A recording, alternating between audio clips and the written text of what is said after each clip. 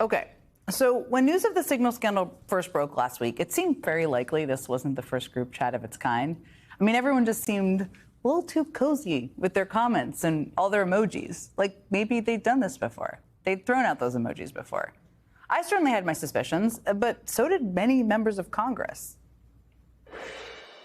I can't imagine that the first time they do this, they accidentally add the editor to the Atlantic. This was probably, over the last 60 days, a regular practice. It seems highly unlikely this is the only time they did this. What other Signal chats have happened?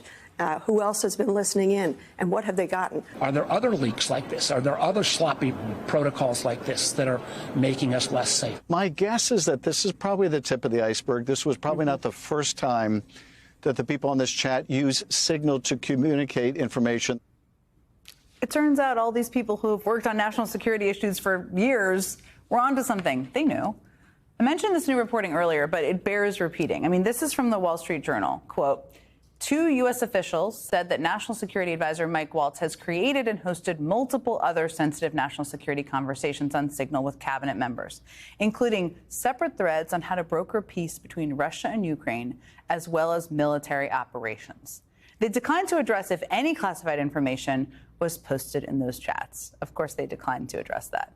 I mean, that is one of those things that is shocking a little bit, but also not really surprising.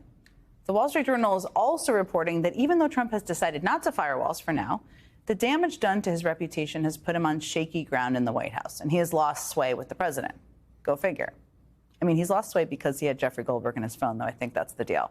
Anyway, I think it's safe to say that this latest reporting about multiple other sensitive national security chats is only going to make that ground a whole lot shakier. That's my bet. Joining me now is Democratic Congressman Jason Crow of Colorado. He's a former Army Ranger who served 3 tours of duty in Iraq and Afghanistan. He's also a member of the House Intelligence Committee. So I just want to start there. I suspect you're one of those people who thought maybe there's going to be other chats out there, because, of course, that wasn't the only one. The one they referenced and that the Wall Street Journal reported on today included conversations about Russia and Ukraine, as well as military operations, which is not specific.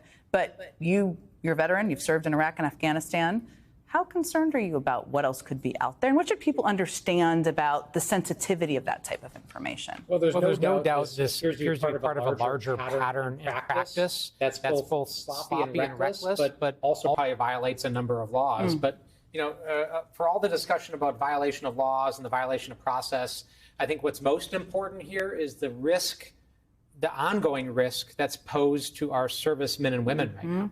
In this town, we sit around in D.C. all the time, and we talk about process, we talk about laws, we talk about principals committees, we throw out all these terms.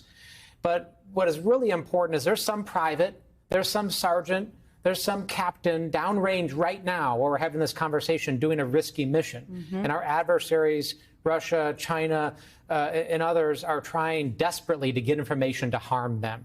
So this recklessness is not without substantial risk to them. I think this is such an important piece for people to understand, because the risk, say, with the operation in Yemen was that the Houthis could have known in advance. They didn't, but they could have known in advance. The military, members of the military who operationalized that could have been at risk. When it relates to Russia and Ukraine, who knows what that means? But if there were chats about Ukraine military equipment or operations or locations, all of this puts the people who are participating in it at risk. Is there more people should understand about that as somebody who's done these missions? We don't know. First of all, let's talk about the Houthis. A lot of discussion about that. Yeah. Right? I think sometimes people had this impression that, oh, this is a bunch of guys with AK-47s rolling around the back of pickup trucks. No, this is a military force. Yeah. This is an army that has some of the most sophisticated air defense systems in the world, so much so that they actually have been shooting down American unmanned aircraft. They shot down an MQ-9 Reaper drone just last year. So the idea that these folks could have had information, and they're aligned with the Russians, we know that, could have had information in advance warning of a very risky strike that our pilots were conducting over enemy territory is really outrageous to me. But what's the most outrageous to me is the impunity and the lack of acceptance of responsibility. Because, listen, things happen, mistakes happen. This was an unacceptable mistake. But the ongoing risk is the focus here. They have failed to acknowledge anything wrong with this to this day. right? There's been no accountability. Nobody's lost their job. Pete Hegseth is sitting in the Department of Defense right now with responsibility for 2 million of our American service members, and nothing's changed. He also, these are much smaller things, but he hired his younger brother to serve as a key liaison to the Department of Homeland Security. He brought his wife to sensitive meetings. What are you hearing from members of the military or others who are, he is leading the department? And some of their lives are in his hands, essentially. Well, I was a paratrooper and an Army Ranger. I did 3 combat tours. And, you know, when you're a paratrooper and a paratrooper leader, you learn that leadership by example is the foundation of leadership. Mm-hmm. And what that looks like, for example, is, you know, if you're in a plane, you're about to do a parachute operation, it's the senior person, the highest ranking person in the plane that jumps first. And then your paratroopers follow you. And when you're out in the field or out on operations and the food comes, the commander, the most senior person eats last, only when there's food left. Right? That is what our men and women do all the time and what's instilled in them from day one of boot camp. Now you contrast that with the people at the very top in this administration that are running the show, and the rule is there are no rules. Nothing applies to me. There's no accountability, right? So what message does that send to the millions of men and women who raise their hand and take the oath and who we ask to put their lives on the line to lead by example and do the right thing if the people at the top commanding them are not doing the right thing? The complete disregard for the military is just a part of the story of this administration, unfortunately. I also want to ask you about Elon Musk, because you've been busy.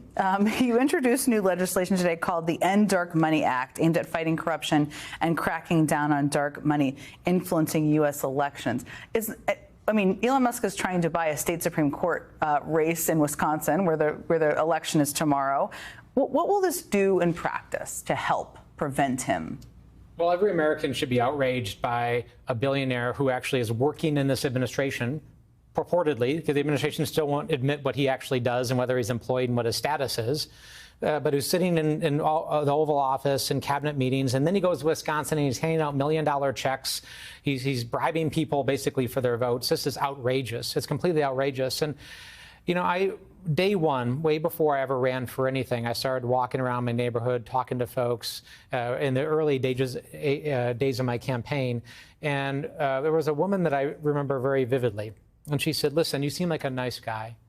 You seem like somebody who I'd be willing to support. But listen, everybody's the same. Right? All the politicians are the same. It doesn't really matter whether you have an R or a D. And I just have lost all faith in the system. And that just shook me, that you have somebody that at their very core just doesn't think that it works. So that's why I've made campaign finance reform the cornerstone of my time in Congress.